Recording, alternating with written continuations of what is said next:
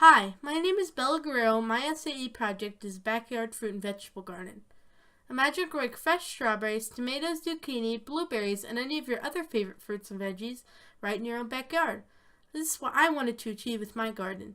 The SAE type of this project is entrepreneurship, since running a garden has many costs involved. The SAE area is horticulture. I started my project by mending the soil of the old garden bed by adding fertilizer, peat moss, and organic material, also taking out the mini weeds that were left to grow there. Then I went to a local nursery to buy some winter and early spring vegetables since it was late February. Some of the plants I picked up include Brussels sprouts, broccoli, strawberries, onions, and dinosaur kale. I continued growing them throughout February and March, watering them every 2 days when it was cold and every day when it began to warm up. I also fertilized them often. I came across a problem when my chicken found the plants, tore up half the strawberry plants and most of the onions. I decided to build a chicken wire fence around it to protect it from my dog and my chicken.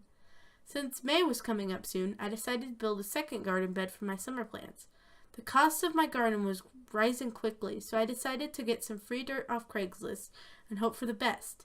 The dirt I picked up was a clay silt soil, so to add some aeration to the soil, I added perlite and peat moss. I also added kelp liquid fertilizer and worm fertilizer to give the soil more nutrients.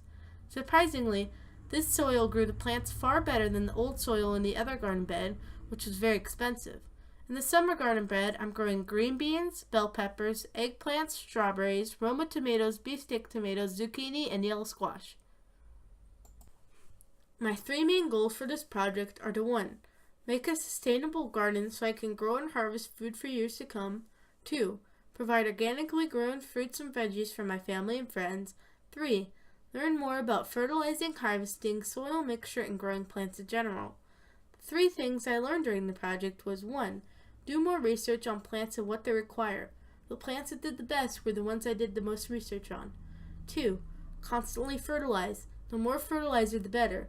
Although it is possible to over-fertilize, it's pretty hard to do.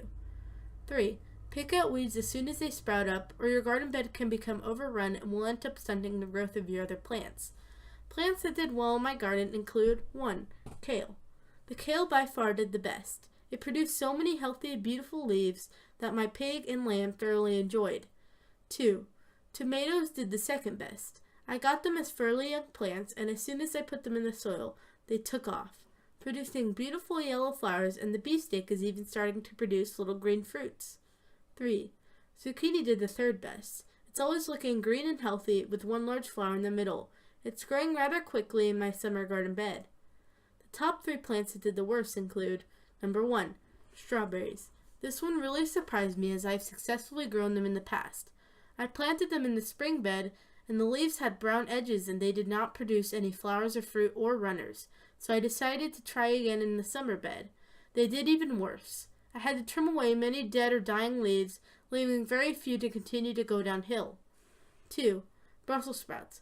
Unfortunately, I planted Brussels sprouts too late, since they are primarily winter vegetable, so they started producing new leaves instead of Brussels sprouts, so they might not even produce a single harvest. 3. Onions. Only a few onions made it after the chicken attack, and the ones that did were very small, so I'll keep the bulbs in storage and I can replant them next season. But I will get 5 or 6 large onions from it. There are many modifications I do this project. First of all, I would have done less variety and focused more on a couple of species of plants instead. Second of all, I would have started composting earlier, like fall or early winter, so I'd have an abundance of organic compost for my garden beds. And lastly, I would have liked to plant my summer garden a bit earlier so I could enjoy some harvest in June or May. In conclusion, I'm pretty satisfied with my project. I feel like I know a lot more about plants than I ever have before, and I think I found a new love for gardening. Thanks for watching.